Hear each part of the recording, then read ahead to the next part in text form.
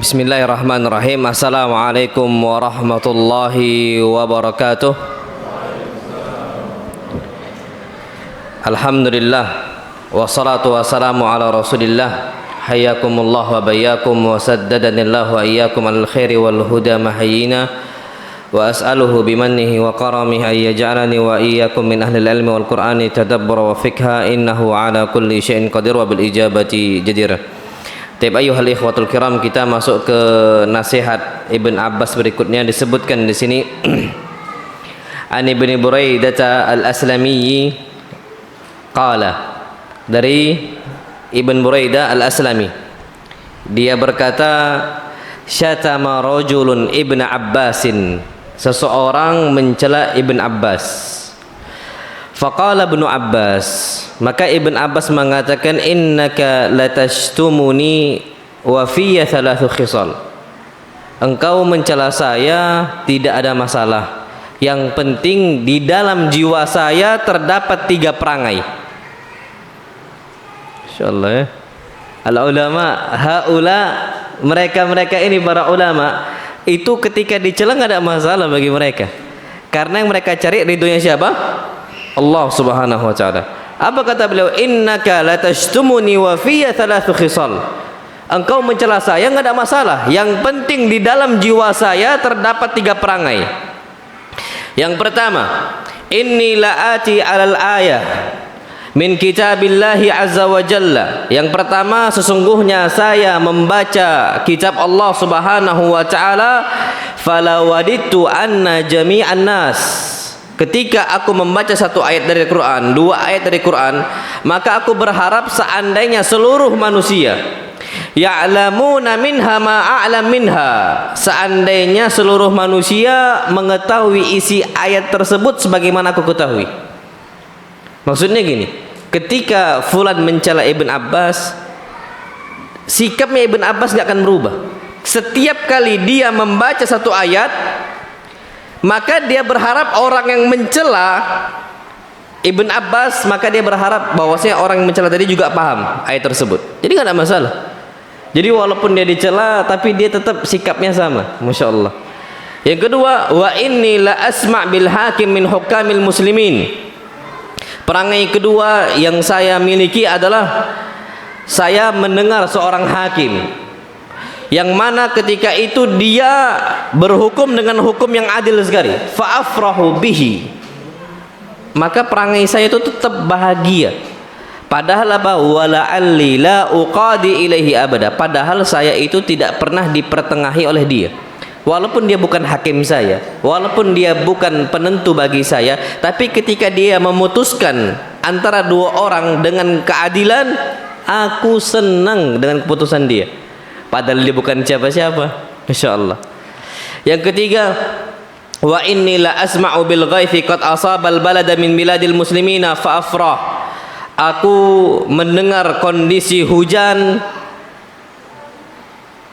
telah turun untuk setiap wilayah dari kaum muslimin, maka aku akan bahagia. Padahal aku enggak pernah memiliki hewan ternak di sana. Maksudnya apa? Dia akan bahagia dengan kebahagiaannya kaum muslimin, dan itu sikap nggak akan pernah berubah. Dan itu juga beliau hadapi terhadap orang mencela Ibnu Abbas. Taib ayyuhal ikhwatul kiram, apa faedah yang dapat kita ambil dari perbuatannya Ibn Abbas? Yang pertama, kata para ulama, adalah kita bisa ambil pelajaran untuk bersikap tenang dan nggak mudah marah.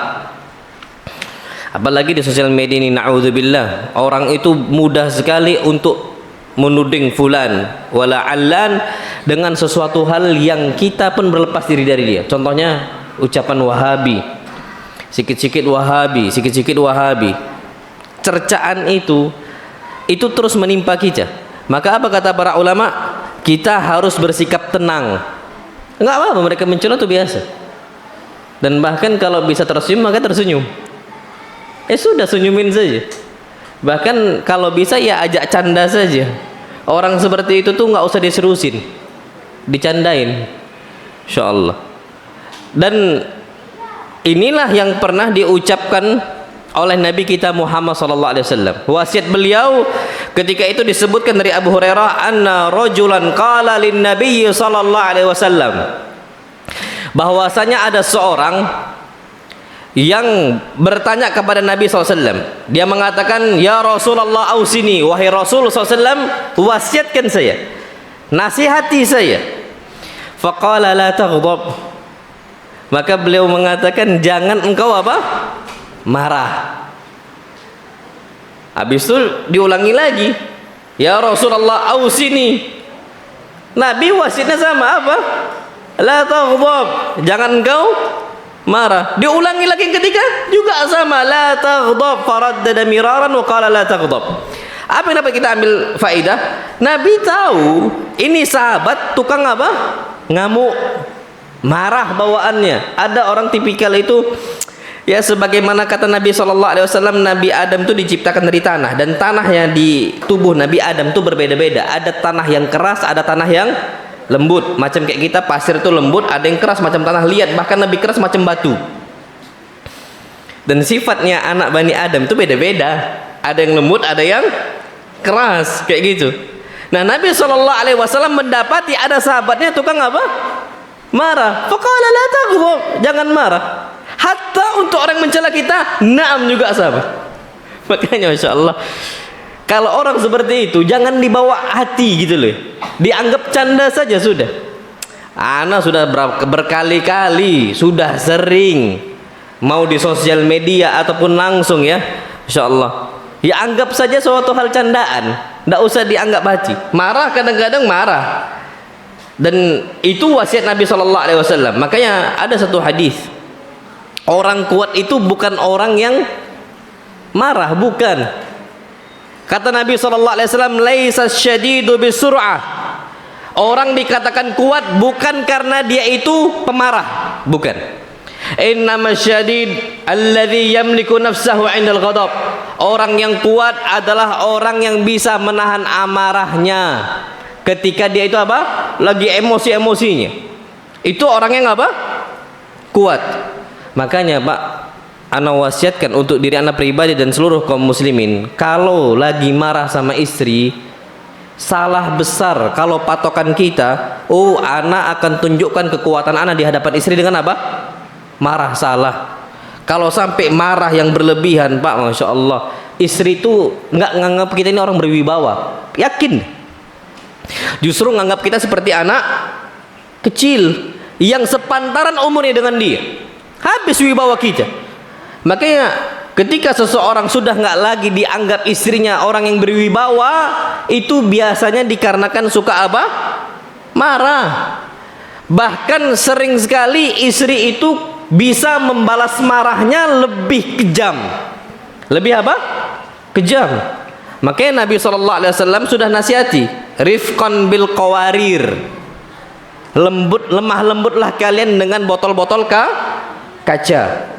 Kalau botol kaca sudah pecah, biar orang kapan nginjak salah bisa apa? Luka. Kondisi kita lihat marah sama istri balas Pak, hati kita luka. Yuh, ngeri juga ini istri ana. Kita nggak nyangka, rupanya dia ngamuk jauh lebih besar dibandingkan kita apa? Ngamuk.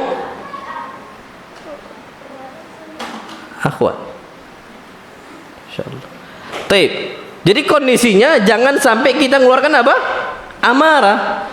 Pakai Masya Allah disebutkan dalam hadis yang lain, Nabi SAW ketika mendapati kondisi-kondisi dicela, beliau SAW nggak membalas. Makanya disebutkan innaka la'ala khuluqin adzim, akhlak engkau wahai Muhammad akhlak yang tinggi. Dan bahkan disebutkan oleh Anas bin Malik, kana Rasulullah sallallahu alaihi wasallam ahsanan nasi khuluqa, Nabi sallallahu alaihi wasallam adalah manusia yang paling baik apa? Akhlaknya. Dan itu terbukti sama semua orang yang mencela beliau nggak tanggapi. Makanya ada sebuah firman Allah Subhanahu wa taala, wa a'rid 'anil jahilin, berpalinglah kalian dari orang-orang apa? Jahil, asyataim, celaan. Apalagi dalam masalah dialog ini sering sekali syataim itu muncul dari orang-orang yang tidak memiliki ilmu. Nah, kalau udah seperti ini, wa'arid anil jahilin, berpalinglah kita dari orang-orang apa? Yang jahil. Taib, Masya Allah. Ada satu hadis. Hadis ini hadis yang besar sekali. Kalau kita dicela, yang harusnya kita ini bisa marah tapi kita tahan, maka kita mendapatkan pahala yang besar dari Allah Subhanahu wa taala. Hadis ini berbunyi, Nabi SAW bersabda, "Man kadhama ghaidha." Barang siapa yang menahan amarah dia, wa huwa qadirun an yunaffidahu, padahal dia mampu untuk mengeluarkan seluruh amarah dia, tapi ditahan, ditekan sama dia.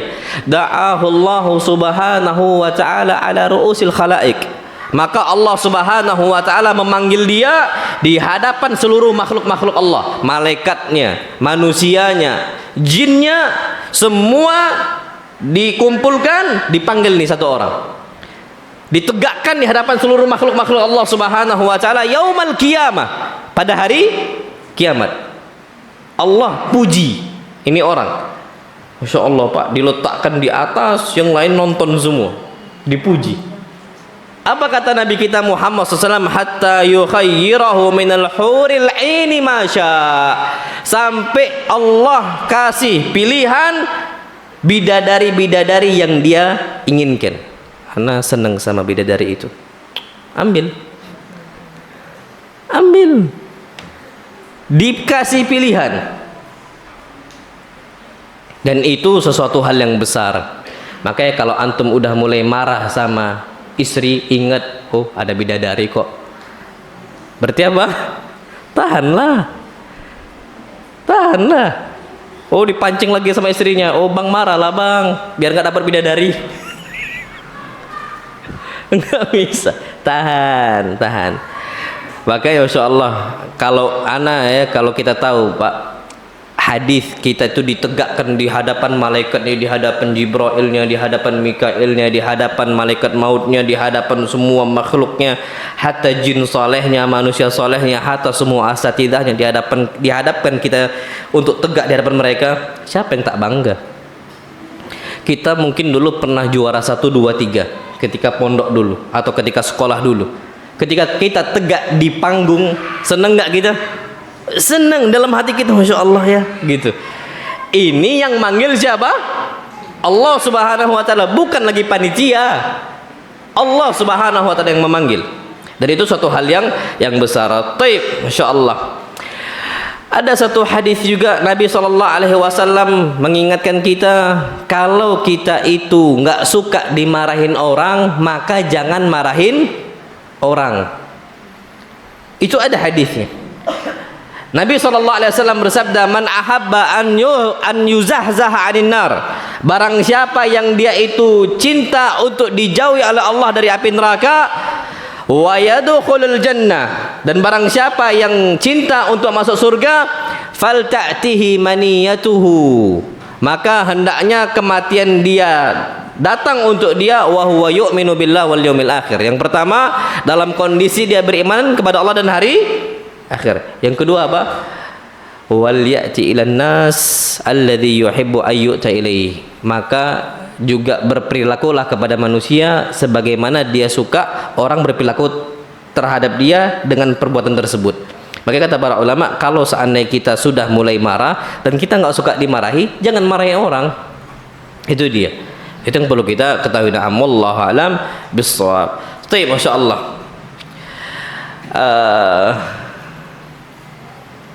Ada satu hadis Nabi kita Muhammad SAW bersabda, dan hadis ini hadis yang besar sekali.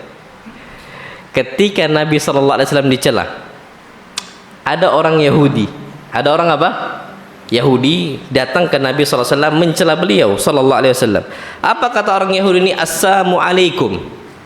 Assalamu alaikum, bukan assalamu alaikum. Beda loh ya, dan artinya jauh beda. Ketika kita mengucapkan assalamu alaikum, apa artinya? Keselamatan atas kalian. Tapi kalau diucapkan assalamu alaikum, kematian untuk kalian. Beda nggak? Oh beda. Tapi ini orang Yahudi datang nih, dan orang Yahudi itu sukanya yuharrifunal kalima amma wadi'i, suka merubah-rubah Lah, Taurat aja rubah-rubah kok. Bani Israel, Injil dirubah-rubah. Antum ceklah sekarang, Injil tuh versinya banyak sekali, Taurat tuh banyak sekali versinya. Bible itu ada perjanjian lama sama perjanjian baru. Itu beda-beda versinya. Memang mereka itu orang Yahudi ini suka apa? Suka merubah-rubah. Makanya antum ceklah dalam Al-Qur'anul Karim, memang Allah sebutkan sifatnya Bani Israel yang tercela itu suka merubah-rubah. Dan maknanya Pak beda 180 derajat. Baik, kita kembali ke tema. Yang aslinya assalamualaikum, ala keselamatan untuk kalian, diganti nih sama orang Yahudi assalamualaikum, kematian untuk kalian. Lewatlah orang Yahudi ini gerombolan melewati Nabi SAW sama Aisyah. Lewati Nabi sama siapa? Aisyah radhiyallahu anha. Orang Yahudi ini ngomong assalamualaikum, kematian untuk kalian. Aisyah ini langsung, ya biasa perempuan, Nabi SAW tuh sabar loh ya, tapi ini wanita Aisyah langsung ngamuk mengatakan waalaikumsalam wal la'nah, kalian yang mati dan semoga Allah laknat kalian. Double, kalian yang mati dan laknat Allah untuk kalian. Apa kata Nabi SAW untuk Aisyah? Ya Aisyah, ya Aisyah, innallaha yuhibbur rifqa fil amri kullihi. Tenang engkau, pelan. Kenapa? Sesungguhnya Allah tuh suka cinta kelembutan dalam semua perkara. Apa kata Aisyah? Ya Rasulullah, wahai Rasulullah, alam tasma' ma yaqulun? Tidakkah kau mendengarkan apa yang mereka ucapkan? Naam. Wa qad qultu lahum wa alaikum. Apakah engkau mendengar apa yang mereka ucapkan? Iya. Loh, kenapa kau enggak doakan balik untuk mereka? Aku doakan wa alaikum. Begitu juga dengan kalian. Sudah. Nabi SAW cuma jawab wa alaikum. Coba Aisyah, wa alaikumussalam wal la'nah. Biasanya kalau perempuan ini kan agak panjang. Nabi SAW Masya Allah dengan akhlak beliau, padahal yang dicela itu adalah Nabi kita Muhammad SAW. Dan itu Aisyah apakah berlebihan? Enggak. Wajar ketika suaminya dihina, satu, kemudian ketika Rasul SAW dihina. Jadi statusnya beliau adalah suami Aisyah. Yang kedua statusnya Nabi apa? Rasul Allah Subhanahu wa ta'ala. Taib, ayyuhal ikhwatul kiram, ada satu hadis tentang masalah orang-orang yang dia itu akhlaknya baik, tutur katanya baik, itu paling dekat manzilahnya, kedudukannya di sisi Allah Subhanahu wa ta'ala, di sisi Nabi kita Muhammad sallallahu alaihi wasallam. Nabi bersabda, inna min ahabbikum wa aqrabikum minni manzila. Orang yang paling saya cintai dari kalian dan orang yang paling dekat dari kalian kepada saya adalah ahasinukum akhlaqa. Orang yang paling baik apa? Akhlaknya. Tapi Masya Allah sebaliknya. Sebaliknya. Wa inna abghadakum ilayya wa ab'adakum minni majlisan yaumal qiyamah. Tapi ingat, ada orang yang paling aku benci dari kalian pada hari kiamat, dan orang yang paling jauh tempatnya dari saya pada hari kiamat. Siapa itu? Ats-tsartsarun, orang banyak ngoceh. Ats-tsartsarun, banyak omong, yang suka cerewet itu. Nah, hati-hati. Siapa yang suka cerewet? Bapak-bapak atau ibu-ibu? Hah? Bapak-bapak atau ibu-ibu? Ibu-ibu. Antum takut Pak sama istri di sini? Ibu-ibu wajar memang, iya, perempuan biasanya lebih apa? Lebih cerewet. Hadis ini untuk para wanita. Ats-tsartsarun, suka cerewet, ngomong aja. Suaminya iya. Nanti kalau suaminya diam, kenapa kakak ini cuma diam? Loh, jadi harus diam atau ngomong? Ngomonglah, pas ngomong tambah marah lagi. Jadi ngomong salah, diam juga apa? Salah. Padahal orang yang paling jauh kedudukannya di sisi Nabi SAW pada hari kiamat adalah orang-orang ats-tsartsarun, orang banyak omong yang nggak ada faidahnya, ats-tsartsarun. Kemudian apa? Wal mutasyaddiqun, orang kapan ngomong terlalu melampau. Ini banyak Mbak, orang cerewet. Mutasyaddiqun wal mutafayhikun, ngomongnya pun dalam kondisi sombong. Kakak ini di sini cuma numpang sama aku. Ada orang kayak gitu. Wallahi ada. Wallahi ada. Ini ketika ngamuk, ini ngomong datang, Ustaz, afwan Ustaz, Anda bisa minta waktu antum sebentar? Toh ya fadhal, antum di mana di pondok, datanglah ke pondok. Datang ke pondok. Ustaz, Ana ada masalah sama istri Ana. Kenapa? Istri Ana kapan ngamuk gini. Sampai pada puncaknya Ustaz, Ana sakit hati nih. Apa itu? Istri Ana ngomong, kakak ini cuma numpang sama saya. Wallah, Ana sampai, betul itu ngomong gitu? Betul. Ana tanya, istri antum bekerja tidak? Tidak Ustaz. Lah antum bekerja? Iya. Loh, antum nafkahi istri? Iya. Loh ya istri antum yang numpang namanya. Nggak tahu Ustaz, itulah istri itu anak kayak mana itu Ustaz ya. Hadis ini sampaikan orang yang paling jauh kedudukannya dari Nabi SAW, yang jaraknya paling jauh dari Nabi SAW pada hari kiamat, ats-tsartsarun, orang banyak ngomong, wal mutafaihikun, kapan ngomong sombong pula. Udahlah ngomong salah, sombong pula, itu ada. Orang yang paling Allah benci, ada hadis yang lain, ail mustakbir, udahlah miskin, sombong pula. Ada itu. Kamu siapa? Padahal dia ini orang punya tingkatan tinggi, pejabat, Masya Allah. Yang ngomong kamu siapa, orang bukan siapa-siapa. Itu ada itu. Orang-orang kayak gitulah biasa bibit-bibit preman, premanisme. Na'udzubillah. Makanya kalau kita hatta dicela ahlu sunnah wal jamaah, bagi mereka ya biasa-biasa saja. Ya ala kulli hal, jadilah kita ini pembuka kebaikan yang bisa ditiru oleh orang lain. Jadi kudwah Pak untuk orang lain. Maksudnya kapan dicela, ya biarkan, nanti murid kita akan nyontoh kita, anak kita akan nyontoh kita. Itu gitu. Tapi biasanya Pak, sikap premanisme yang ada dalam jiwa anak-anak itu gara-gara ngikut siapa? Bapaknya. Dibawalah sama bapaknya ke pasar, masih kecil, bapaknya tukang ngamuk di pasar. Niru nggak anaknya? Niru. Itu akan nurun sifat itu. Makanya kalau bisa, jadilah orang yang menahan amarah. Tujuannya apa? Agar kita ini menjadi kudwah bagi anak-anak kita, bagi tetangga kita, bagi murid-murid kita, sehingga kita itu menjadi pintu kebaikan bagi mereka. Ada satu hadis Nabi kita Muhammad sallallahu alaihi wasallam bersabda, "Inna minan nasi mafatih lil khair."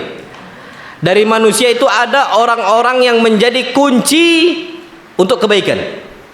Maksudnya tidaklah ada kebaikan kecuali dia kuncinya. Biasa gitu. Ada. Dia selalu berbagi kebaikan apapun bentuknya, baik materi, baik ilmu, baik wejangan, nasihat, semuanya itu ada pada dia. Suka dia berbagi, Masya Allah. Inna minan nas mafatih lil khair. Ada sebagian orang yang menjadi kunci bagi kebaikan. Maghali kalishar. Sebaliknya, dia itu bisa menjadi penutup untuk keburukan. Setiap ada kemungkaran, dia cegat. Setiap ada kemungkaran, dia tutup. Berani dia untuk menutup kemungkaran. Makanya ana walhamdulillah Pak, ketika mendapati pejabat-pejabat yang tidak takut untuk menutup kemungkaran, itu Masya Allah Subhanahu Rahman. Kita tahu Pak Anies Baswedan waktu itu dulu menutup homernya, Bu Risma menutup lokalisasinya. Itu pemerintah nggak ringan loh Pak ya, untuk nutup itu nggak ringan. Perputaran uang di tempat kemungkaran seperti itu besar. Orang ketika disogok gampang sekali. Tapi ketika beliau bisa untuk menutup keburukan, itu adalah sesuatu hal yang baik sekali untuk umat. Oke, alhamdulillah, bersyukur sekarang ya, kalaupun masih ada tempat-tempat seperti itu, minimal sudah diminimalisir, sudah dikurangin. Dan itu bersyukur kita. Ini orang-orang menjadi pintu kebaikan, kunci kebaikan, penutup apa? Kemungkaran. Tapi ada sebaliknya, na'udzubillah, wa inna minan nas, ada kalanya manusia mafatihal syarr, sebagai kunci untuk keburukan, wa maghaliq lil khair, dan penutup apa? Kebaikan. Ada kajian dibubarkan, ada joget-joget dijaga. Ada nggak kayak gitu? Lu ada. Hadis Nabi SAW, bidu wanita nyanyi dengan khomernya, na'udzubillah, khamarnya dibagikan. Khamr dibagikan di acara walimah. Na'udzubillah, viral baru-baru. Dibagikan khamr. Keburukan dibagikan sama dia, miftah, kunci. Tapi kapan kajian? Oh ya, habis dibubarkan. Maghalik lil khair. Maka apa kata Nabi SAW? Fatuba liman ja'alallah miftahan lil khair. Maka beruntunglah orang-orang yang Allah jadikan sebagai kunci kebaikan dan penutup keburukan.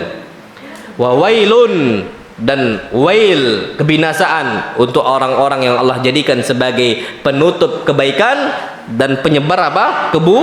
Keburukan. Makanya Pak, Masya Allah, qudwah hasanah itu penting bagi kita semua. Qudwah apa? Hasanah. Jadilah qudwah hasanah bagi orang.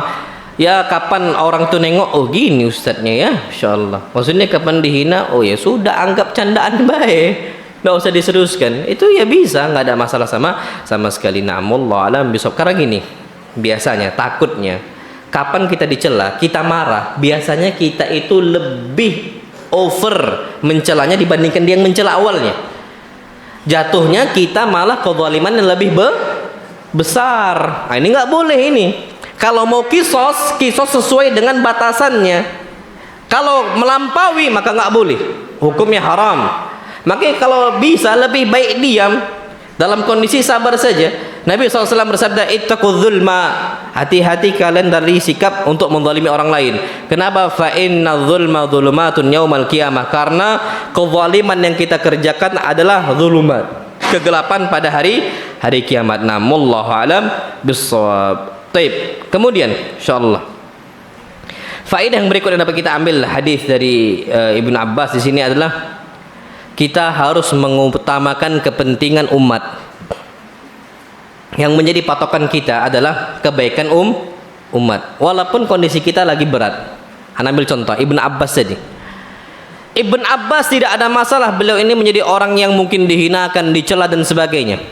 Yang penting tidak berubah pola pikir Ibn Abbas, kaum muslimin bisa bahagia dengan turunnya hujan, dengan keadilan. Itu penting. Dan juga mendapatkan ilmu. Sudah, celalah saya, yang penting kalian dapat ilmu, nggak apa-apa. Ini yang terjadi sama Imam Ahmad ibn Hanbal. Imam Ahmad ibn Hanbal, beliau dicambuk, beliau dicela, nggak ada masalah. Yang penting orang bisa dengarkan ilmu. Ini juga sama dengan Al-Imam Al-Azam Habibuna wa Nabiyuna Muhammad SAW. Nabi kita Muhammad SAW, beliau dicela, bukan masalah bagi beliau. Beliau dihinakan, nggak masalah bagi beliau. Yang penting orang-orang bisa mendengarkan agama Islam dan mengamalkan Islam. Ya, Anda sudah sering ceritakan Taif dan sebagainya. Beliau nggak berharap dibalas kezaliman orang-orang Taif. Justru beliau berharap orang-orang Taif bisa mendengarkan agama Islam. Dan itu sesuatu hal yang besar Pak, akhlak Nabi kita Muhammad SAW yang kita belum miliki sampai saat ini. Makanya patokan kita harusnya kita itu senang ketika kaum muslimin mendapatkan kebahagiaan. Yang kita dahulukan ini kepentingan kaum muslimin, bukan kepentingan pribadi kita, bukan. Ada satu hadis Nabi kita Muhammad SAW bersabda, al muslim akhul muslim. Seorang muslim itu saudara bagi muslim yang lainnya. Kapan kita bahagia, kita tuh juga bahagia ketika melihat orang lain apa? Bahagia, itu gitu. Memang kayak gitu. Kadang-kadang na'udzubillah kalau kita ini benci atau nggak suka lihat orang apa? Bahagia. SMS. Senang melihat orang susah, susah melihat orang senang. SMS. Itu na'udzubillah. Kapan orang kena musibah? Kapok kan? Kapan orang bahagia? Ya Allah, kita nih kok hidupnya susah kali ya. Dia kok enak. Itu SMS itu. Susah melihat orang senang, senang melihat orang apa? Susah. Nggak tahu apa ya yang dipikir. Pak, Masya Allah, harusnya kita nih ketika mendapati orang rezeki lebih banyak, Masya Allah, Alhamdulillah. Jualan dia lebih banyak, Masya Allah, Alhamdulillah. Pak, kita ingat status guru itu adalah guru tanpa tanda jasa. Guru antum ada ngajarkan ekonomi dari A sampai Z. Ketika mendapati murid yang lebih kaya karena ekonomi lebih mapan, mungkin nggak seorang guru ngamuk, kamu kok bisa lebih kaya daripada aku? Nggak ada kan?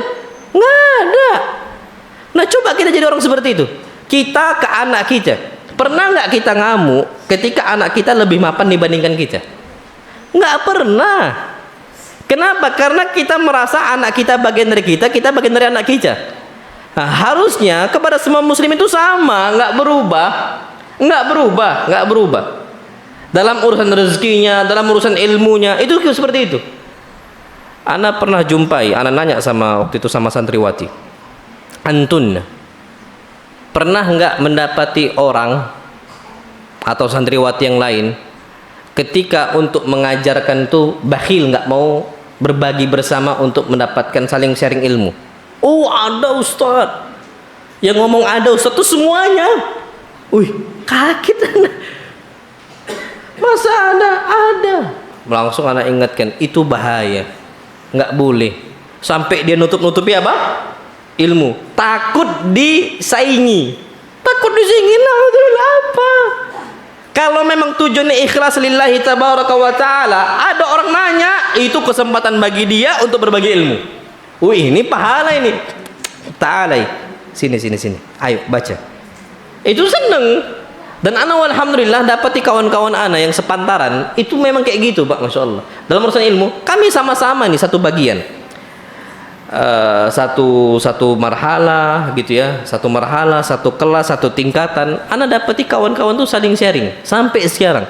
Nggak ada yang saling sikut, itu nggak ada. Ana nggak jumpa ya, nggak tahu. Naudzubillah, mudah-mudahan terus seperti ini, saling berbagi gitu loh ya. Bahkan ana sering cerita, salah satu kawan kami, Masya Allah, Rahman Allah, semoga Allah menjaganya, selalu ngasih ilmu sebelum ujian.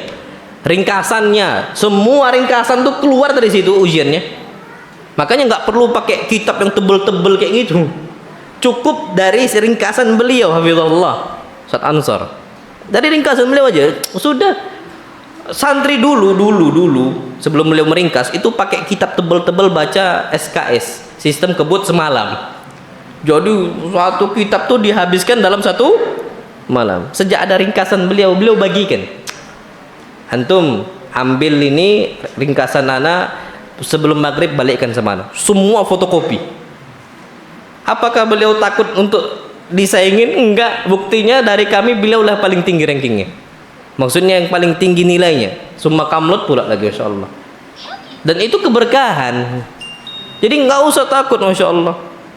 Ana cerita Pak di sini ya, kayaknya Ana udah juga cerita. Ana punya Ustadz Habib Abdullah hafizahullah. Beliau yang nyuruh ana, Ustaz, antum jualan lah kambing. Loh, Ustaz, antum jualan loh? Iya, antum jualan lah. Loh, ana sampai pikir ini orang jual kambing nyuruh orang jual kambing di tempat yang sama. Nah, ana nggak habis pikir. Ih, karom itu, Masya Allah Pak. Mulianya beliau tuh sampai kayak gitu, nggak pernah takut saling saingan. Dan itu ada pada orang-orang seperti itu, ada. Al-muslim akhul muslim. Beliau merasa keuntungan di situ, ya sudah. Jadi ana tuh sampai mikir, naudzubillah, ada juga orang Pak risau sekali ketika ada lembaga sekolah pendidikan Islam, dibuka pendidikan Islam yang baru, ada rasa khawatir, takut. Lah, berarti dia itu membuat lembaga itu bukan untuk siapa?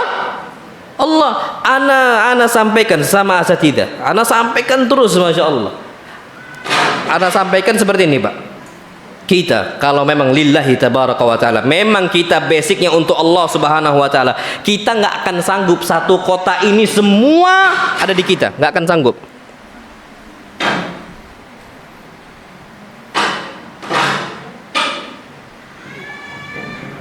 Taib.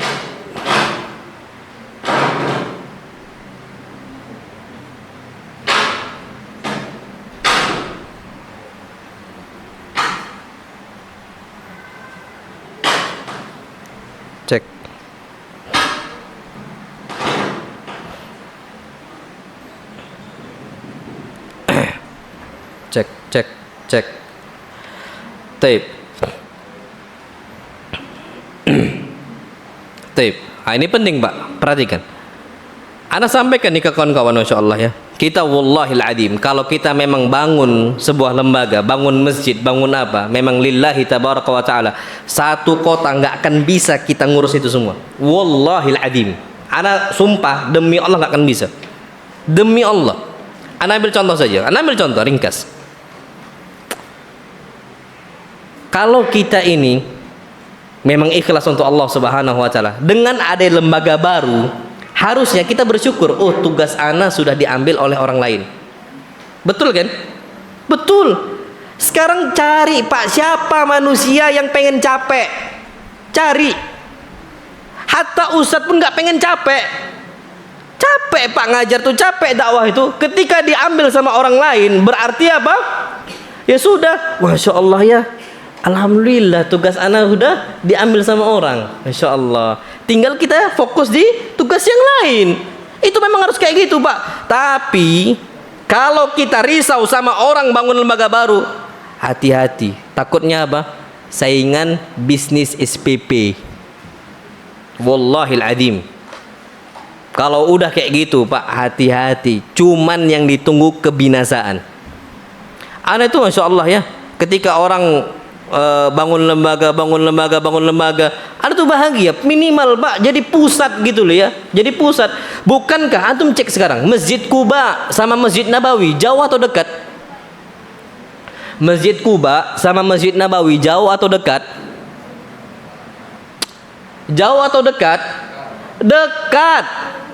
Nabi SAW di dalam sebuah hadis yang sahih, karena Rasulullah sallallahu alaihi wasallam ata Quba yauma sabti masya. Nabi SAW selalu datang ke Masjid Quba di hari Sabtu dalam kondisi masya. Apa masya? Berjalan. Jauh atau dekat? Kalau naik mobil dekat. Kalau antum sudah pernah berangkat umroh dekat. Nabi SAW naik apa? Kaki, jalan kaki. Taib. Ana nanya, apakah Nabi SAW ketika itu mematikan Masjid Quba gara-gara aktif di Masjid Nabawi? Oh enggak, dua-duanya beliau aktifkan. Bahkan beliau anjurkan orang-orang untuk datang ke Masjid apa? Quba. Bahkan beliau mengatakan, man dakhala Quba'a fa shalla fi rak'ataini kana ka'adri umratin. Barang siapa yang masuk ke dalam Masjid Quba, dia sholat 2 rakaat di situ, maka pahalanya seperti pahala apa? Umrah. Bayangkan, Masya Allah, Masya Allah. Agar kaum muslimin nggak melupakan Masjid apa? Quba, karena semua menjadi pusatnya Masjid Nabawi ketika itu. Apa yang dapat kita ambil faedah? Sebenarnya Nabi SAW itu berbahagia. Kenapa? Oh berarti menjadi sentralnya itu ada 2. Kalau memang ikhlas untuk Allah, Pak, bolak-balik itu sebenarnya capek nggak kalau dari orang-orang Quba ke Masjid Nabawi? Capek kalau ada 5 waktu terus gimana ya sudah. Ikhlaskan memang hati untuk Allah. Yang kita cari itu bukan harta duniawi. Yang kita cari itu bisa mentransfer apa? Ilmu. Jadi nggak ada saling sikut itu nggak ada. Ini ana sampaikan kenapa, Pak? Yang namanya kita harus memang balikkan semuanya kepada Allah Subhanahu wa taala. Wallahil adzim sahih, Pak. Makanya yang sampai ana pelajarin, cobalah cek. Ana ada salah satu ustadz yang bantu kami itu jauh lumayan rumahnya. Rumah beliau itu di Tanjung Telang, Ustadz Zakaria. Ana sampai mikir, kalaulah seandainya semua harus di satu tempat di Tanjung Raman, yang lain nggak boleh bangun, capek sekali ustadz itu jauh-jauh datang ke Tanjung Raman, bolak-balik kan jauh kan gitu. Ya sudah, beliau bisa fokus di sana. Tapi kalau mau datang ustadz ahlan wa sahlan, kami buka pahala sebesar-besarnya. Ini ladang semuanya, kayak gitu. Pokoknya Ustaz, kami buka ladang sepak. Tapi kalau seandainya nggak boleh, semua harus berpusat di sini, semisal. Jauh sekali. Anak kalau mau datang ke sini tiap hari, anak aja nganter anak-anak ke Nur Ismail waktu itu butuh ke sana 20 menit, balik lagi 20 menit. Total berapa? 40 menit dari Tanjung Raman ke Nur Ismail. Jauh nggak itu? Jauh naik motor. Kerasa sama anak. Berarti apa? Memang lembaga sekolah harus banyak. Sekolah itu harus banyak gitu loh. Kenapa? Karena kita nggak akan bisa menampung satu tempat, itu nggak akan bisa. Wallahil adzim. Patokannya cuma apa? Ikhlas untuk siapa? Allah. Bangun dari awal dari situ. Bangun dari awal. Bahagia ketika orang itu bisa mendapatkan pahala dari Allah dari jalur ilmu. Orang semisal, fulan bisa berdakwah di urusan kameranya. Bahagia. Karena dia bisa mampu di situ, pahala dia di situ. Makanya ada nasihat salah satu ustadz kita, Ustadz Yazid Jawas, Masya Allah, rahimahullah, tabaraka wa ta'ala. Kata beliau, kadang-kadang yang namanya tempat kajian majelis ta'lim itu jadi lahan bisnis. Itu yang anak takutkan. Jadi lahan apa? Bisnis. Itu ngeri Pak kalau sudah jadi lahan bisnis. Pasti saling sikut. Pasti saling sikut. Tapi kalau kita bangun lembaga sekolah, Masya Allah, ya Allah, mudahkan kalau bisa gratis-gratis. Itu harus ada Pak pikiran kayak itu. Ana sampai sekarang berusaha gimana kalau bisa sekolah Ana itu gratis-gratis. Tapi gimana caranya belum ada. Ana belum bisa. Ana kecil-kecil, pelan-pelan aja. Ana berusaha, Ana cukup. Jadi gaji itu Ana nggak terima lagi. Ana berusaha kayak gitu. Nanti fulan ada usaha, fulan ada usaha, fulan ada usaha. Ana berusaha sampai pondok pun kalau bisa ada usaha. Apa itu? Ya Allah alam. Akhirnya semua orang masuk itu free, majan. Kalau bisa memang seperti itu. Yang penting ustadz-ustadz sudah cukup, ya sudah. Kelebihannya untuk Allah Subhanahu wa taala. Itu harus ada Pak di tipikal seorang muslim. Jadi kita itu bukan menjadikan lembaga pendidikan itu lembaga apa? Bisnis. Hati-hati. Masjid lahan bisnis. Apa? Jangan jadi lahan bisnis. Ini semua untuk kaum muslimin, semua masuk bebas. Ketika satu tempat itu rame, besar dan sebagainya, kita bahagia, dan itu yang kita cari. Memang murni untuk Allah Subhanahu wa taala. Kita kembali ke tema al-muslim akhul muslim. Saudara muslim itu saudara bagi muslim yang lainnya. Enggak akan ada hasad. Mustahil ada hasad di situ. Nah, wallahu alam bissawab. Baik, fadhil azan dulu.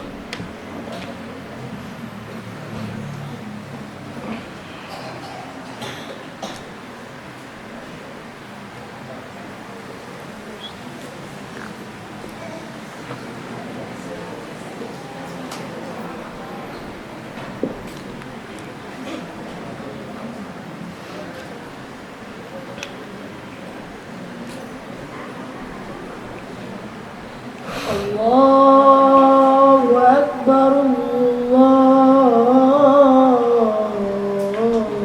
Allahu Akbar.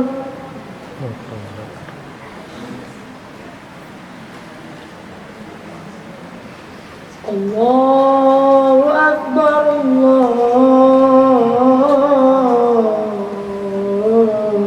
Allahu Akbar.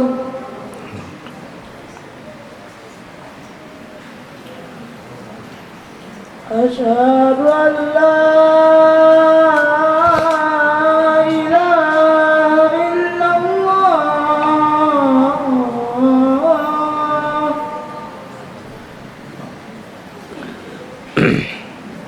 Asyhadu an la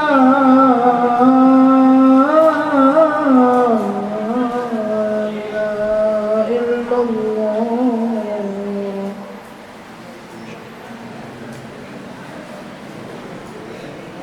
Asyhadu anna Muhammadar Rasulullah.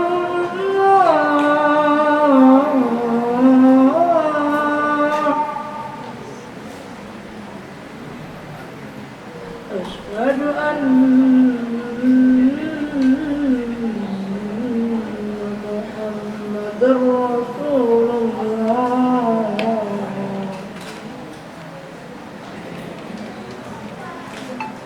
Hayya 'alas shalah.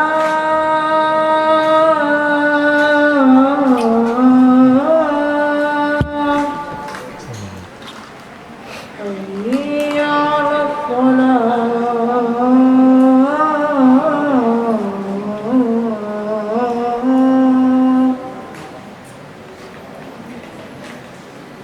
Hayya 'alal falah.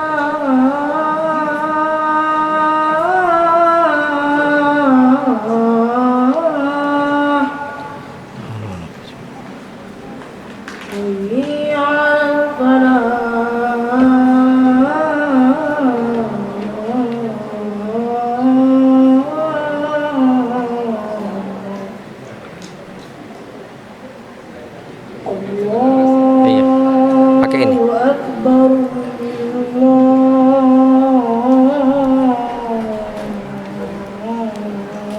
Allahu Akbar. Allah. La ilaha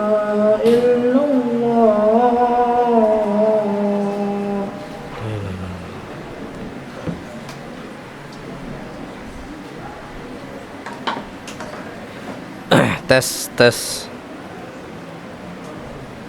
Tes tes. Tes.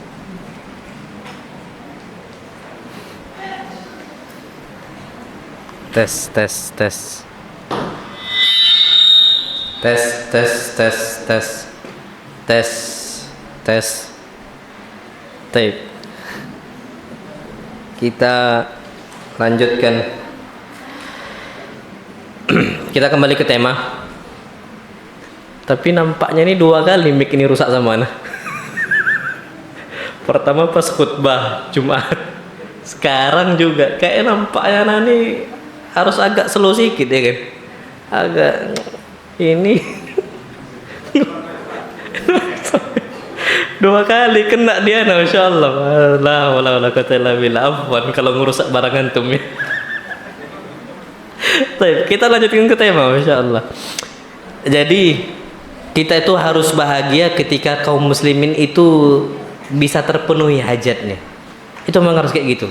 Orang Islam, Muslim hakiki itu seperti itu. Bahagia dengan kebahagiaan orang.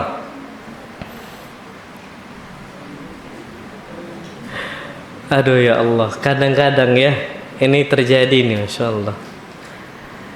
Ada curhatan sebagian ikhwah ngomong, Ustadz, ana kalau ngasih fulus untuk umi ana, istri ana apa? Cemburu. Aduh, ana ndak masuk di ana.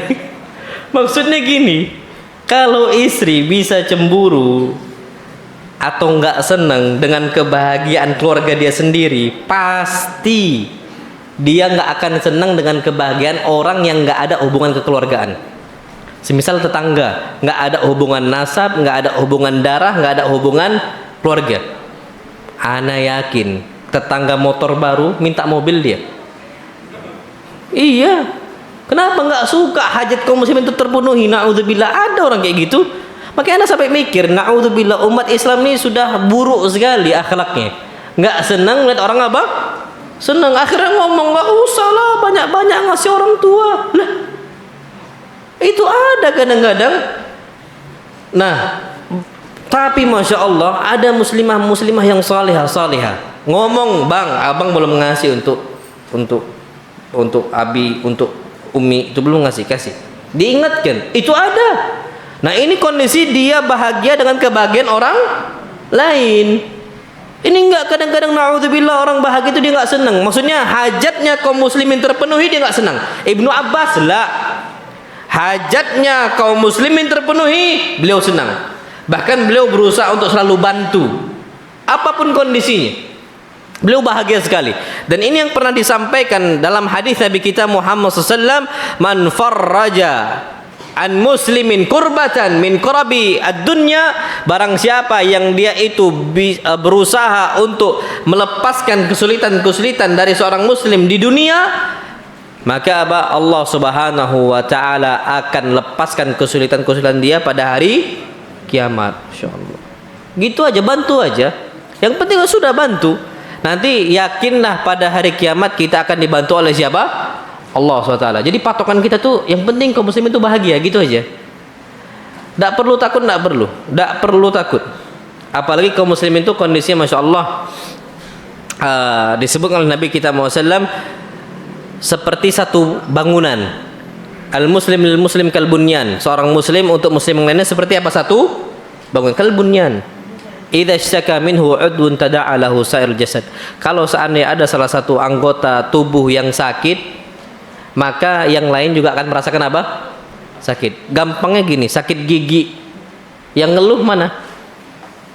Yang ngeluh suaranya, sakitnya. Kecucuk, duri. Yang ngomong apa? Suaranya. Luka, yang sakit pening kepala. Itulah seorang muslim. Kata Nabi SAW, ini permisalan yang bagus sekali. Jadi kita kapan seandainya lagi kesulitan, oke, kita bantu dia. Gimana pun kondisinya, saya anak fulan sakit, loh kalau bisa kita lah yang nge-share untuk bantu dia. Ikhwah fulan sakit, antum bantu. Umumkan di masjid, umumkan di sosial media, ayo kita bantu. Ini enggak mau, enak ya fulan dibantu. Loh, Bahkan ada salah satu ustadz cerita. Ini salah satu ustadz loh ya cerita. Sama nah ustadz, antum tahu nggak kadang-kadang murid itu durhaka sama guru. Pernah terjadi, na'udzubillah tsumma na'udzubillah. Ada salah satu ustadz kena penyakit berat. Dibawa ke Jakarta. Ngomong, "Wih, siapa Ustadz Fulan kok bisa dibawa ke Jakarta? Enak nian hidupnya." Ini terjadi loh, Pak. Anda dengar dari salah satu ustadz ini? Sampai tahu, ya Allah, inilah kualitas umat Islam. Kalau ngaji cuman ngaji tok, cuman casing yang dirubah, hatinya busuk. Gimana? Ana wallahi kalau jamaah saja, ana nggak kenal dia siapa, dibawa ke Jakarta dengan bantuan kita berangkat, wah, ana Pak senang nian, masya Allah. Berangkat ke Jakarta berangkat. Kalau bisa kita yang bantu, kita yang bantu. Ada nggak kenal dia siapa, nggak kenal ada urusan nasab dia siapa. Dia Muslim, dia nyembah Allah, kita diam. Apalagi dia guru kita. Ini terjadi, anak dengar. La haula wala quwwata illa billah. Berarti memang Pak, yang harus kita rubah ini hati kita. Kalau casing nih orang udah bisa ganti casing. Tapi apa fungsi casing kalau ternyata prosesornya lemot? RAM cuma 2 giga pula. Udah prosesornya lemot, RAM-nya juga ya naudzubillah. Apa fungsinya? Antum tahu kan yang Apple gambar apel digigit, yang bukan refurbish lagi, yang KW. Casingnya sama, isi naudzubillah leletnya. Apa senang kita pakai itu? Enggak. Kita nggak akan senang. Makanya apa fungsi casing? Tapi kadang-kadang orang tertipu dengan casing. Lebih suka memperindah casing dibandingkan memperindah batin. Itu ada orang kayak gitu. Makanya barang KW pun tetap laku. Yang penting ada gambar apel digigit. Alhamdulillah, alhamdulillah. Itu ada kondisi orang-orang kayak gitu. Dan kita berlindung dari kondisi itu. Taib, bahkan disebutkan idza istaka minhu udun tada'a lahu sa'irul jasad bisaril humma. Kalau ada satu yang sakit itu sampai begadang. Antum pernah nggak Pak begadang mikirin orang-orang Palestina? Pernah tuh? Begadang mikir orang-orang apa? Aduh, padahal di situ bapak kita, di situ anak kita, di situ kakek kita, di situ nenek kita. Kita merasa kayaknya hidup ini gampang. Udah biarinlah urusan-urusan mereka. Pernah nggak sampai begadang doa untuk keselamatan mereka? Minimal antum bermalam itu ngerenung gitu loh ya. Gimana kalau kondisi kita naudzubillah kayak gitu? Kebetulan Allah takdirkan kita lahir di Indonesia dengan kondisi yang nyaman saat ini, di tahun yang nyaman saat ini. Dulu Palestina adalah orang-orang yang mereka negara pertama kali yang ngakui apa? Kemerdekaan negara Indonesia. Palestina itu tahu, mereka merasakan kondisi kaum muslimin karena mereka ini jumlahnya banyak umat Islamnya. Sekarang Palestina cuma sedikit, kita nggak anggap apa-apa. Itu terjadi. Bantu pun tak. Bantu. Pak rekening itu udah banyak. Untuk menuju ke Palestina itu banyak. Lembaga-lembaga istilahnya non-profit itu yang sudah membuka kondisi itu sudah banyak yang siap mengantarkannya. Dulu ke Gaza lewat jalur Rafah. Rafah sekarang pun dibantai. Tapi tetap ada kondisi itu bisa masuk, bisa masuk. Kita nggak mencari itu. Ya sudahlah, nggak dapat rekeningnya. Memang asli mungkin hati kita udah kosong. Naudzubillah. Dan kita nggak berusaha mencari itu. Doa pun enggak. Begadang ya, begadang doain kunut witir kita untuk kaum muslimin. Pernah enggak di Palestina? Ana aja lihat salah satu video dokumenter salah seorang syekh ditangkap di Afghanistan, dibawa ke Guantanamo. Itu kesalnya minta ampun. Syekh Faiz Al-Kandari, hafizahullah, masih hidup. Beliau itu sampai keluar tuh belum nikah. Ana lihat video beliau cerita gimana di Guantanamo beliau dibawa di Pakistan sana. Nama wilayah itu Allah. Dibawa ke Pakistan, habis itu dibawa ke Amerika, di Guantanamo, di sana disiksa sampai tulangnya remuk, tulang beliau hampir lumpuh. Di kondisi disiksa itu, anak nonton itu Pak, berang anak. Itu video dokumenter itu ada bahasa Inggrisnya, ada bahasa Arabnya. Antum nonton bahasa Inggrisnya. Kalau tak bisa bahasa Inggris, ya sudah, nggak tahu pakai bahasa apa. Bahasa dusun kati. Cuma dua bahasa Arab sama bahasa apa? Inggris. Tapi Pak, insya Allah anak tuh di hati anak itu kesal betul sama Amerika. Kesal betul. Dan itu kita tuh kenapa di hati kita kok biasa saja ya melihat kondisi kaum muslimin dibantai, dan bahkan merasa tidak ada tergerak hati itu untuk bantu mereka minimal dengan doa. Yang anak takutkan kita ini bukan muslim hakiki. Yang anak takutkan kita ini bukan muslim apa? Hakiki. Na'udzubillah. Antum lihatlah sekarang, Masya Allah, Menteri Luar Negeri kita berusaha gimana untuk mengkirkan Palestina di sana. Sampai Pak Jokowinya Masya Allah juga sama berpikir semuanya. Dia masing-masing ada batasan politik yang masing-masing, tapi minimal mereka semua mendoakan. Insya Allah. Dan itu yang perlu kita perhatikan kondisi umat Islam saat ini. Na'amullah alam bissawab. Ini ada pertanyaan, anak takutnya lewat ini.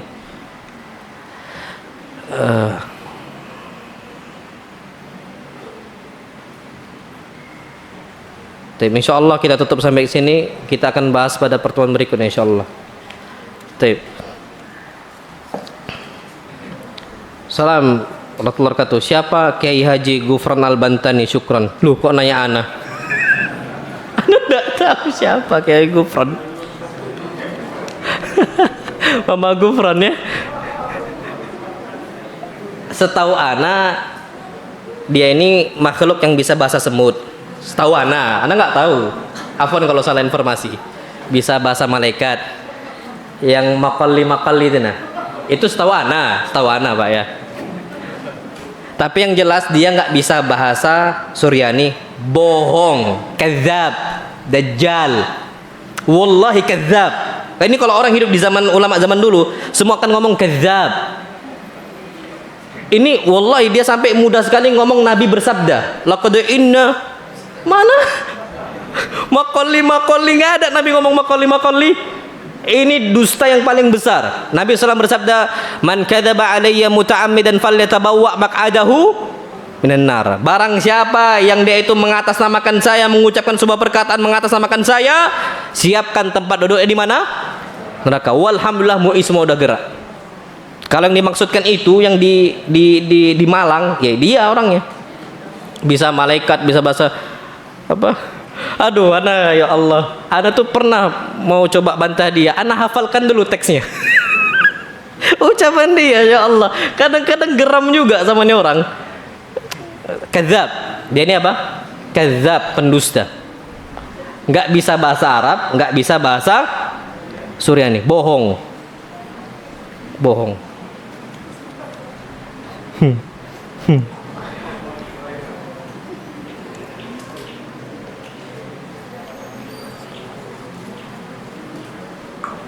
Dia penjaga gawang itu di neraka, tapi kebobolan. Penjaga gawang, tapi pasti kebobolan. Dia ngomong kan, penjaga gawang apa?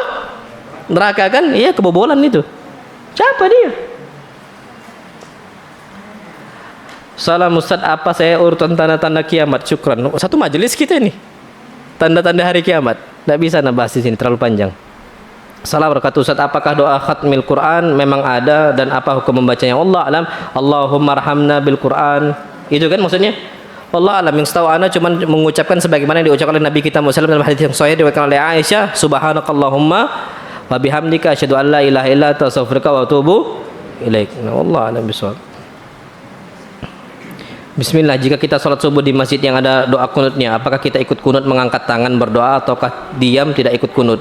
Tapi Allah alam bisawab, kalau ana yang ana pegang itu mazhab Hambali, ikut kunut ngangkat tangan. Itu kan ana pegang mazhab Hambali. Antum pegang mazhab yang lainnya fadhal. Tapi ana lebih memilih mazhab Hambali, itu ana lebih tenang. Kenapa? Karena sesuai hadis Nabi kita sallallahu alaihi wasallam, innama ju'ilal imamu liutamma bihi. Sesungguhnya imam dijadikan imam untuk apa diikuti. Imam dijadikan imam untuk apa diikuti. Dan wallahu alam disebutkan dalam sebuah hadis Nabi sallallahu kata Anas, kana Rasulullah yaqnutu fil fajri hatta lahiqa billah. Nabi SAW itu terus kunut subuh sampai beliau apa? Meninggal. Tapi hadis itu hadis yang dhaif, didhaifkan oleh para ulama. Makanya ana enggak pernah kunut subuh kalau ana jadi imam. Tapi kalau ana jadi makmum, ana ikuti dengan kondisi sesuaikan dengan mengikuti imam, cuman dalam ranah khilafiyah yang mu'tabar, yang dianggap. Makanya ketika kami di Jember, kami ketika ngekos di luar atau ngontrak rumah di luar, kan mendapati yang di sana itu kan banyak orang-orang yang kunut subuh. Ya kami semua rata-rata juga kunut subuh. Kecuali kami di masjid, semisal ada orang dijadikan imam semisal, ya sudah. Enggak kan kami kunut. Makanya ketika kami KKN, kalau kami sholat berjamaah, kami diminta, kami sampaikan, Pak, kalau kami jadi imam, kami itu nggak akan kunut. Bapak mau enggak? Gitu. Ya sudah, nggak apa-apa. Ya sudah, maju kami. Gaskan istilah orang sekarang. Nah, sahih. Kita gas lah. Kenapa enggak jadi imam kita? Tapi kalau seandainya dia bilang, oh gitu saja, ya sudah. Untuk kita perkecil perbedaan, takutnya ada yang rusuh, ada yang ribut dan sebagainya. Oh, ini nggak mau kunut nih, Wahabi. Antek-antek Yahudi datang ke sini.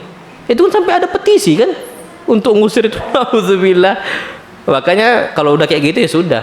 Kita nggak usah jadi imam, biarkan yang jadi imam untuk kunut subuhnya. Apakah dosa? Wallahu a'lam bishawab. Ini ranah ijtihad. Imam Syafi'i mensunnahkan itu. Dan hadis Nabi SAW bersabda, "Idza hakamal hakim tsumma ijtahada fa in asaba falau ajran wa in akhta'a falau ajran wahid." Kalau ada seorang ulama yang berijtihad, kalau dia benar berapa pahalanya? 2. Kalau salah berapa pahalanya? 1. Tak berdosa, justru berpahala. Salam Ustaz, apakah posisi tahiyat akhir salat sunnah sama dengan posisi tahiyat salat fardu awal atau tahiyat salat fardu akhir? Oh, iftirash tawarruk. Wallahu alam bisawab. Orang yang sholat sunnah 2 rakaat, wallahu alam, yang ana pegang itu tawarruk. Apa? Tawarruk, bukan iftirash. Itu yang ana pegang. Dan ini mazhab Syafi'i, dan ini yang dirojihkan oleh Ustadzuna Abdul Hakim Abdad. Antum ana sarankan baca penjelasan beliau itu panjang dalam kitab beliau Ar-Rasail, panjang. Dan ini mazhab Syafi'i. Makanya ana lebih memilih tawarruk. Kenapa? Hadisnya Aisyah, kana Rasulullah idza jalasa fil akhirah, beliau ketika udah duduk di rakaat yang terakhir, maka beliau tawarruk. Ini hadis-hadis yang sahih. Yang paling mendekati yang ana baca itu hadisnya Aisyah. Yang lain itu ana masih samar-samar. Dan itu madhabnya Imam Syafi'i. Dan Ustaz Abdul Hakim sendiri pun condong ke pendapat itu. Dan ana lebih merasa puas dengan penjelasan mazhabnya Imam Syafi'i. Makanya walaupun ada mazhab Hambali yang pada notabene rata-ratanya itu adalah istilahnya iftirash bukan tawarruk, tapi ketika Anda merasa kecondongan yang lebih tepat adalah dengan tawarruk, maka Anda ikuti dengan apa? Tawarruk. Wallahu alam bishawab. Jadi seperti itu. Karena hadis Aisyah, Rasulullah SAW kalau udah duduk di rakaat terakhir beliau tawarruk. Itu hadis yang paling mendekati. Wallahu alam bishawab. Jadi seperti itu. Taib, ini waktu kita sudah habis. Masih ada 15 menit. Tutup aja ya. Soalnya sudah dibuka tanya jawab. Ada lagi nggak yang nanya? Ponton. Santri, ponton.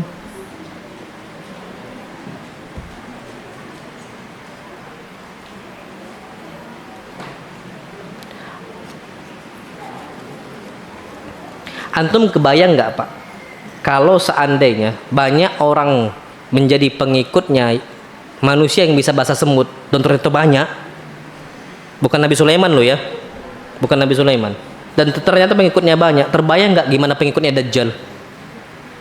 Banyak pasti.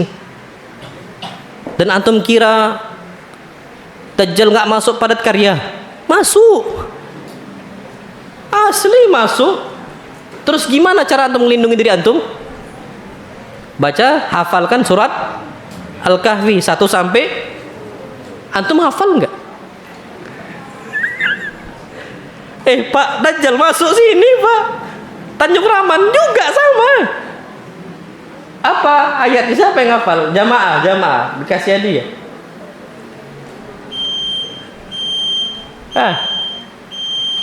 Nggak hafal. Pak, gimana nasib kita Dajjal masuk? Masya Allah, anak aja takut betul sampai Masya Allah ya. Beliau sabdakan, yang paling aku takuti Masya Allah apa? Ad-Dajjalul A'war, Dajjal yang bermata picek. Itu yang paling Nabi takuti untuk umat Islam. Makanya di zaman sahabat Nabi ada salah seorang sahabat yang dikira itu Dajjal, padahal bukan. Masya Allah, dikira Nabi itu Dajjal, namanya Ibn Sayyad. Tapi saking khawatir Dajjal, saking khawatir Nabi, kemunculan apa? Dajjal. Nabi katakan tandanya ini, tandanya itu. Tahu tandanya, kadang-kadang masih apa? Ngikutin. Makanya kalau banyak pengikutnya yang orang kayak gini, Pak, pendidikannya juga kita nggak pernah tahu dia dulu belajar bahasa Arab di mana. Yang penting ngomong baik. Itu na'udzubillah. Anda pun bisa bahasa Cina, Pak. Tapi tak bisa diulang lagi. Bisa kita. Tapi kalau untuk ngulang nggak bisa lagi. Kenapa? Yang penting asal ngomong. Ini kan bahaya. Banyak pengikutnya. Banyak, Pak. Dan dilindungi lagi. Apalagi Dajjal masuk, asli gerbang padat keren dibuka, yang ditutup cuma 2, gerbang Mekah sama gerbang Medina. Nggak ada yang nyambut dia. Tapi kalau di sini disambut. Oke, naudzubillah. Makanya Pak, Anda tuh kebayang, ya Allah gimana kalau Dajjal ini keluar ya? Udah kebayang aja nah. Ya antum lihatlah sekarang kelompok-kelompok sesat yang ada sekarang. Kelompok sesat ya, kita ukur dari tahun-tahun sebelumnya ketika Anda masih kecil. Di situ ada Ahmad Musaddiq. Banyak nggak pengikutnya? Banyak. Apa Ahmad Musaddiq itu? Ahmad Musaddiq dulu sebelum dilarang sama MUI, ada namanya Mirza Ghulam Ahmad, Ahmadiyah, masuk ke Jakarta. Banyak pengikutnya. Lia Eden masuk di situ. Banyak pengikutnya. Padahal dia itu agamanya kejam, mukul anak kecil apa dan sebagainya, kejam itu Pak, ritual dia. Ada ritual dia itu Pak. Dan ternyata banyak pengikutnya, na'udzubillah. Sekarang muncul baru, manusia bisa bahasa semut penjaga gawang neraka. Banyak pengikutnya. Makanya Pak, antum berdoa kepada Allah dengan doa Nabi kita sallam, Allahumma inni a'udzubika minal fitani ma dhahara minha wa ma batan. Ya Allah, lindungilah kami dari fitnah, baik yang fitnah tampak secara terang-terangan atau fitnah yang tersembunyi. Minta terus sama Allah, Pak. Nah, wallahu alam bisawab. Ini yang dapat Anda sampaikan, kurang lebih mohon maaf. Sallallahu Nabi Muhammad, subhanakallahumma bihamdika asyhadu an la ilaha illa anta astaghfiruka wa atubu ilaik. Assalamualaikum warahmatullahi wabarakatuh.